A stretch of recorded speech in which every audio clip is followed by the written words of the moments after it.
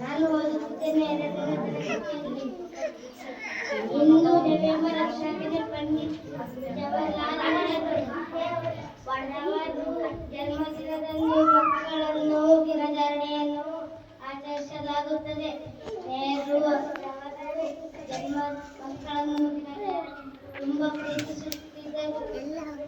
ಅದಕ್ಕಾಗಿಯೇ ಮಕ್ಕಳು ಅವರನ್ನು ಚಾಚಾ ನೆಹರು ಎಂದು ಕರೆಯುತ್ತಿದ್ದರು.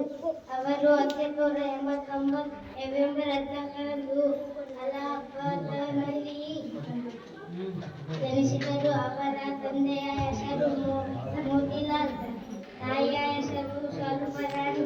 ಅವರು ಸ್ವತಂತ್ರವಾಗಿ ಭಾರತೀಯ ಪ್ರಧಾನ ಮಂತ್ರಿಯಾದರು. ಅವರು 12 ಮೇ 1964ರಂದು ಹೃದಯಾಘಾತದಿಂದ ನಿಧನರಾದರು. ನೆಹರು ಅವರು ಜನ್ಮದಿನದಂದು ನೆನಪಿಗಾಗಿ ಈ ದಿನ ಆಚರಿಸಲಾಗುತ್ತದೆ ಎಂದು ತಿಳಿಸುತ್ತಾ ನನ್ನ ಭಾಷಣ ಮುಗಿಸುತ್ತೇನೆ.